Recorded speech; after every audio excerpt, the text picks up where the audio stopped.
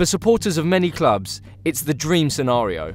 Megabucks foreign owners come in, promise you the world, and a big spending spree begins. It's enough to get even the most cynical fans as excited as they were when they were impressionable kids on their dad's shoulders again. But it doesn't always work out. Not everyone can become the next Man City, and more often than not, it all ends in tears. But then, not everyone has the connections, power and wealth of Wolverhampton Wanderers, the team that played Football Manager with their club and won. Chinese conglomerate Fosun International bought Wolves in the summer of 2016, but despite spending big straight from the get-go, results didn't flow immediately. In fact, under a combination of Walter Zenga and Paul Lambert, they finished 15th, one place lower than the previous season. But this season, everything's just clicked, and they'll be playing Premier League football next year.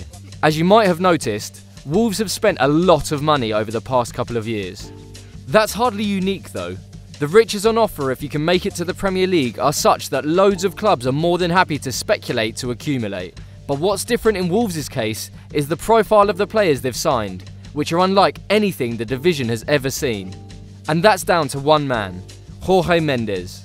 The Portuguese super agent who represents Jose Mourinho and Cristiano Ronaldo, along with a whole host of other names, is closely associated with Fosun. With Mendes pulling the strings, players like Ruben Neves arrived at Molineux. That's the youngest ever Champions League captain, 5 Portuguese caps at the age of 21, £15.8 million record championship signing, Ruben Neves. The fact that we've got George Mendes as part of the sort of dodgy backroom staff type thing that's going on is a bit uncomfortable, but he's bringing players to us like Willy Boley, like Ruben Neves, like Diogo Jota, and to watch those players play week in, week out down the Molineux is absolutely brilliant. Led by Nuno Espirito Santo, ex-Porto and Valencia manager, and, you guessed it, a Mendes client, Wolves have looked like a Premier League team in waiting ever since the season began. Then you've got Diogo Jota, on loan from Atletico Madrid, who'll be making his move permanent after north of 15 goals this season, as well as the excellent Ivan Cavallero and Helder Costa, who signed 2 summers ago. Plus, for every exciting flair player, there's a Muck and Nettles championship campaigner to back them up. You've got your John Ruddies, your Ryan Bennetts and Danny Baths. And that's pretty much as solid a formula as you'll find for getting out of the championship. But not everyone is as delighted as Wolves supporters about their new influx of big, glamorous names. In what was definitely not a case of sour grapes, Leeds owner Andrea Rattrizzani called out the fairness of what Wolves were doing after getting battered 3-0 by them on their own patch. He's not the only one to stand up and take notice of what's been going on in the West Midlands though, with the EFL monitoring the situation regarding third-party ownership of players.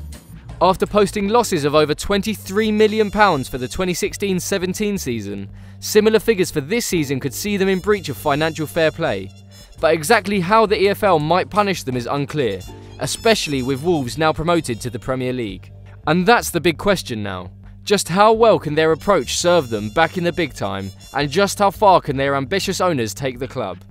One thing's for sure, judging by the scale of Fosun's investment and transfer outlay this season, we can expect big things from Wolves as they return to the Premier League. The expectations of the fans, I think, aren't unfounded. I think that we're going to have a really good team next year. We've already got a very good team that could compete against a lot of teams in the league, but I think we'll add 4 or 5 very, very good players. And yeah, I really don't think we'll struggle next year. Jorge will be dusting off his phone book and putting out feelers to some of his top-tier clients, and after a cursory bit of Google Maps research, we'll almost certainly see some big-name players touching down at Molineux this summer. The whole situation is very Football Manager, ultra-modern, arguably a bit problematic, but undeniably exciting.